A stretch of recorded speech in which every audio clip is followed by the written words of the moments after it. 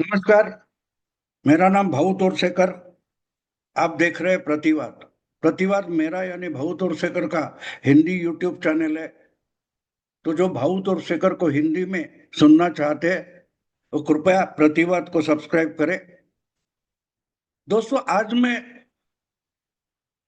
आपको एक सवाल पूछने वाला हूँ, क्योंकि हमारे यहाँ एक चर्चा चल रही है। अगर बुरी तरह से ऑपरेशन सिंदूर में पाकिस्तान की फौज नाकाम साबित हुई, नाक कट गई पाकिस्तान की दुनिया भर, आहिस्ते आहिस्ते पाकिस्तान की आवाम भी ये मानने लगी है कि बुरी तरह से भारतीय फौज ने पाकिस्तान में घुसकर पाकिस्तान को मारा है, हमारी बेइज्जती हुई दुनिया भर। तो पाकिस्तान का जनरल, सरसेनापति, सिपह सालार, फील्ड मार्शल कैसे उसको दी जाती है? जो नाकाम साबित हुआ है उसका सम्मान क्यों हो रहा है, ये पूछा जाता है और जाना भी चाहिए। तो ऐसा ही सवाल मैं आपसे पूछ रहा हूं। ज्योति मल्होत्रा का मामला चल रहा है। ये पाकिस्तान की खुफिया एजेंसी के साथ काम करती थी। अभी केस चल रहा है, इन्वेस्टिगेशन चल रहा है। मैं उस पर नहीं अभी बात करूंगा। मेरा आज का मुद्दा और सवाल ये है कि भारत के लिए, अपने देश के लिए जो कोई बड़ी चीज, सम्मान की बात कोई करता है तो उसका सम्मान हमारी सरकार, भारत की सरकार करेगी। पाकिस्तान के लिए जो कुछ होगा, पाकिस्तान की सरकार उनके अच्छे लोगों का सम्मान करेगी। लेकिन पाकिस्तानी फौज और भारतीय फौज एक दूसरे के दुश्मन देशों की फौजें हैं, तो वो तो एक दूसरे का सम्मान नहीं कर सकती। ये तो मानना पड़ेगा, इसमें कोई चर्चा, दो राय हो नहीं सकती कि भारत का कोई फौजी है जिसको पाकिस्तान ने सम्मानित किया है, या पाकिस्तान का कोई फौजी है उसे भारत सरकार ने सम्मानित किया है। किया है, जरूर किया है। भारत के किसी फौजी को पाकिस्तान ने सम्मानित नहीं किया होगा, लेकिन पाकिस्तान का एक फौजी है जिसको भारत सरकार ने पद्मश्री देकर गौरवान्वित किया है, सम्मानित किया है, जिसका नाम लेफ्टिनेंट कर्नल हाजी हाजी सज्जाद अली जहीर ऐसा है। अजीब लगता होगा सुनकर, क्योंकि ये आज की बात नहीं, पुरानी बात है। इसलिए मुझे लगता है कि ये आपको समझानी चाहिए। जबकि ज्योति मल्होत्रा वगैरह मामले निकल कर आ रहे हैं, कौन किसका एजेंट है वगैरह वगैरह चल रहा है, कौन गद्दार है, कौन देशद्रोही है, इसकी जब चर्चा चल रही है तो पाकिस्तान का एक फौजी लेफ्टिनेंट कर्नल हाजी सज्जाद अली जहीर, इसको भारत सरकार ने पद्मश्री देकर सम्मानित क्यों किया था? तो उसका जवाब यह है कि उसको बांग्लादेश सरकार ने भी वीर प्रतीक ये सम्मान देकर गौरवान्वित किया होगा। तो आपके समझ में आ जाएगा कि ये कोई बांग्लादेश वॉर या 1971 का भारत पाक वॉर जो था, जंग था, उसमें कुछ इसने किया है जिसके कारण भारत सरकार और बांग्लादेश सरकार ने एक साथ उसको सम्मानित किया है। बांग्लादेश में वीर प्रतीक, ये वहां का जैसे हमारे यहाँ वीर चक्र वगैरह होता है, शौर्य चक्र होता है, बिल्कुल वैसा ही बांग्लादेश का फौजियों के सम्मान का एक प्रतीक है। तो उसको, हाजी सज्जाद को बांग्लादेश ने भी सम्मानित किया है। तो बांग्लादेश ठीक है, क्योंकि वो बांग्लादेशी ही था। लेकिन भारत ने उसको पद्मश्री क्यों दिया? इसका जवाब अगर हम ढूंढेंगे और समझेंगे तब आपको पता चलेगा कि हमें पर्दे के पीछे जो चल रहा है वो बहुत कुछ मालूम नहीं होता। जो खबरें बनती है हम उस पर ही गंभीर हो जाते हैं, नाचने लगते हैं, खुश हो जाते हैं, या प्रक्षुब्ध होते, गुस्सा हो जाते हैं। लेकिन पर्दे के पीछे असलियत जो होती है वो सच्चाई से बिल्कुल परे होती है। और ये सज्जाद, हाजी सज्जाद जो है, ये भी पर्दे के पीछे की कहानी है। अभी अभी जब युद्ध विराम की खबर आ रही थी 10 मई को, तो सब लोग मोदी सरकार को हमारे यहाँ गाली देने लगे, अरे हम तो पूरा पाकिस्तान को खत्म कर सकते थे, तो युद्ध क्यों रोका गया। लेकिन पर्दे के पीछे क्या चल रहा था ये कितने लोगों को पता था। युद्ध विराम की खबर पहले आई, लेकिन युद्ध विराम से पहले 12 घंटे, 14 घंटे, 18 घंटे पाकिस्तान की कमर तोड़ने वाली कार्रवाई हुई थी, उसकी खबर तक नहीं आई थी। और पाकिस्तान की कमर तोड़ने वाली कार्रवाई 9 और 10 मई के रात को हुई थी, और पाकिस्तान की कमर टूट गई थी, और पाकिस्तान में लोग खुशियां मना रहे थे कि हम जीत गए, भारत के खिलाफ हम जीत गए, क्योंकि उनको वो बताया जा रहा था। पर्दे के पीछे पाकिस्तान की कितनी बुरी हालत हो गई है, कमर टूट गई है, ये पाकिस्तानी आवाम को बताया नहीं गया, तो वो जीत की खुशी मना रहे थे। और जीत होकर भी पाकिस्तान को बुरी तरह से मारकर भी भारत सरकार अपने ही लोगों से जूते खा रही है। कितनी अजीब बातें हैं, क्योंकि पर्दे पर क्या है वो हम देखते हैं, लेकिन पर्दे के पीछे क्या है वो समझने में देर लगती है। 9-10 की रात को ये कार्रवाई हुई थी, उनके 9 एयर जो बेसेस थे वो उड़ाए गए थे, लेकिन वो खबर हमने 36-40 घंटे के बाद भारतीय फौज के प्रवक्ता ने दी, और पाकिस्तान खुशियां मना रहा था। तो इसलिए समझना जरूरी होता है कि ये बातें सनसनी मचाने के लिए नहीं होती। तो कहानी आज मैं बताने वाला हूं वो हाजी सज्जाद की है।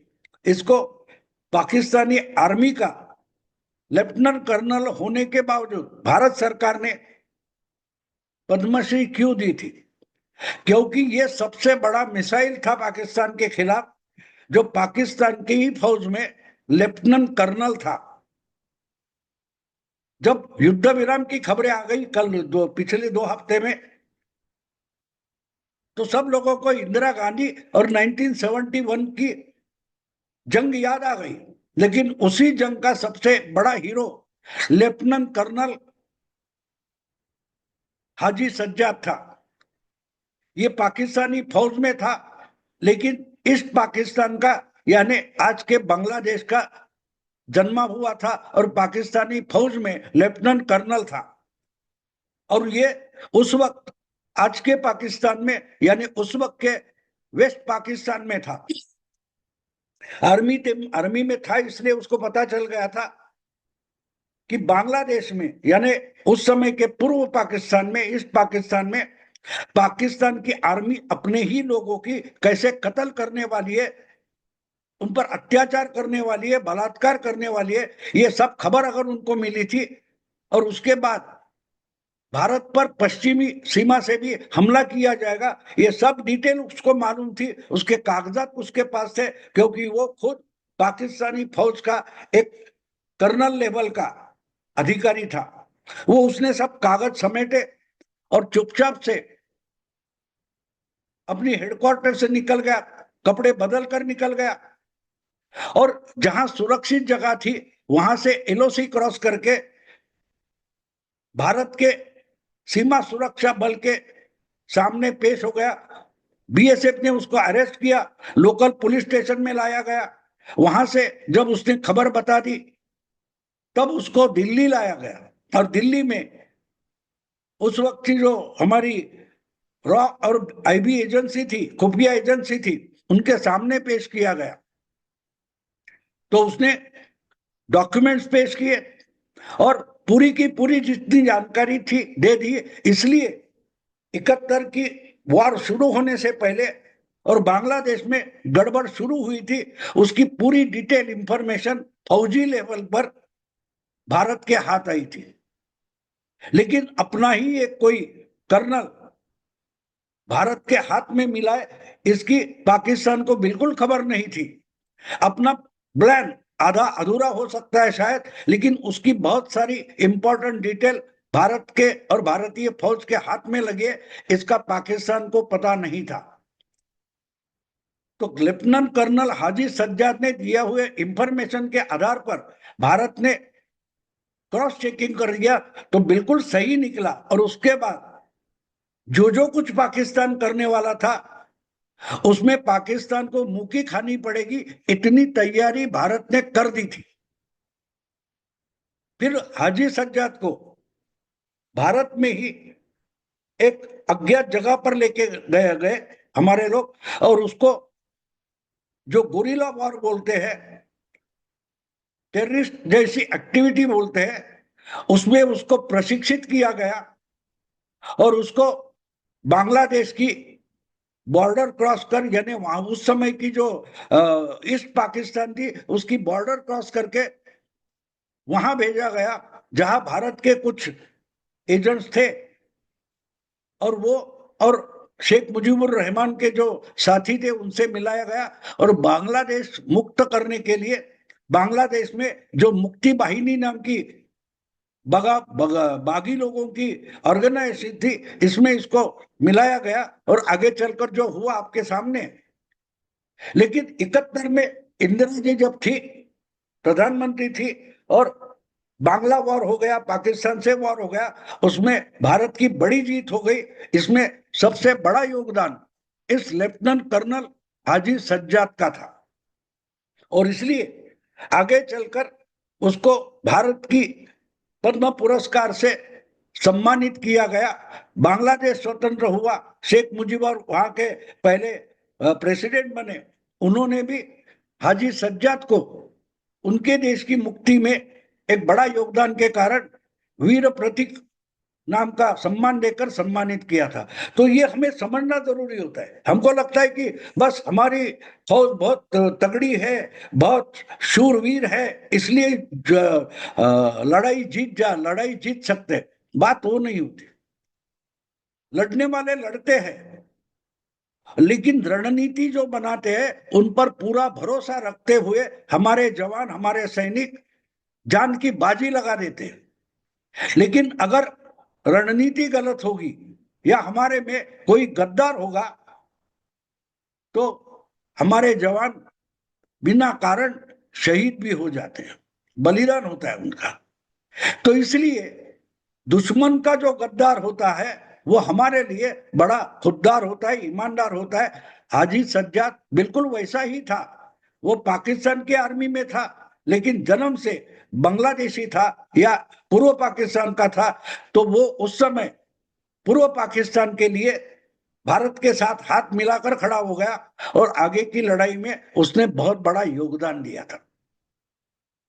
तो इसलिए एक बात समझना जरूरी है, ये खुफिया काम करने वाले लोग ये आर्मी से भी ज्यादा जान की बाजी लगा देते, कभी भी मारे जा सकते, पकड़े गए मारे जाएंगे, इनकाउंटर में मारे जाएंगे, या ऐसे हम देख रहे अज्ञात हमलावर मारेगा या जेल में डालेंगे, जेल के उनको कैदी भी मार सकते हैं, बहुत कुछ हो सकता है। तो सबसे बड़ा धोखा खुफिया एजेंट करके काम करने वाला है उसको होता है। वो हाजी सज्जाद बिल्कुल वैसा ही था। वो अपनी इच्छा से भारत के साथ हाथ मिलाने आया था और जो हुआ आपके सामने। तो इसलिए मैं कहता हूं कि जब हम ये देखते खबरें सुनते हैं, सनसनी वाली खबरें सुनते हैं, तो उसमें बहक जाना गलत होता है, सच्चाई समझना जरूरी होती है। कभी कभी ऐसी भी बातें होती है कि जिसको हमारे सामने बदनाम किया जाता है वो शायद उतना गुनहगार नहीं होता, लेकिन वो गालियां भी सह लेता है अपने देश के लिए, अपने समाज के लिए। तो जो 2 मिनट में खबर बनाते हैं उनको ये पर्दे के पीछे जो चल रहा है उसका पता तक नहीं होता। तो इसलिए खबरों के बहकावे में भटक जाना गलत होता है। थोड़ी गंभीरता से ऐसे खबरों को समझना जरूरी है, उसमें आशय क्या है, मायने क्या है, उसका भाव क्या है, उसका उद्दिष्ट क्या है, उसका हेतु क्या है, वो भी समझना जरूरी होता है, वो भी समझना जरूरी होता है। तो इसलिए ज्योति मल्होत्रा के मामले में मुझे आज भी शक है कि ये असलियत में ज्योति मल्होत्रा पाकिस्तान की खुफिया एजेंट बनी थी या एक प्लांट था? एक प्लांट का मतलब ज्योति मल्होत्रा को पाकिस्तान के आईएसआई का जो जाल भारत में होगा उसमें घुसाया गया था। ये मेरे मन में एक शक है। और जब ऐसा घुसाया जाता है कि ओरिजिनल क्या चल रहा है उसकी इंफॉर्मेशन मिलना अगर मुश्किल हो जाता है, तो किसी को घुसाकर उनका विश्वास संपादन करके उनकी इंफॉर्मेशन, उनका पूरा फैला हुआ ऑर्गेनाइजेशन जाल है, उसकी इंफॉर्मेशन निकालने के लिए हमारे तरफ से कुछ लोग घुसाए भी जाते हैं। और जब पकड़े जाते तब हम मानते कि ये तो गद्दार है, लेकिन वो गद्दार हो सकते हैं, लेकिन गद्दार किस लिए है वो भी समझना जरूरी होता है। अभी इस पर ज्यादा नहीं बोलूंगा। कुछ दिनों के बाद ज्योति मल्होत्रा प्लांट है कि नहीं इस पर भी बात करूंगा, आज नहीं। आज मुझे यही समझाना था कि पाक फौजी को हमने पद्मश्री दी है, सम्मानित किया है, तो क्यों एक फौजी जिसका नाम हाजी सज्जाद लेफ्टिनेंट कर्नल था। दोस्तों अभी यही रुकता हूं। अगर वीडियो पसंद है तो लाइक कीजिए, शेयर कीजिए और प्रतिवाद को सब्सक्राइब कीजिए। नमस्कार।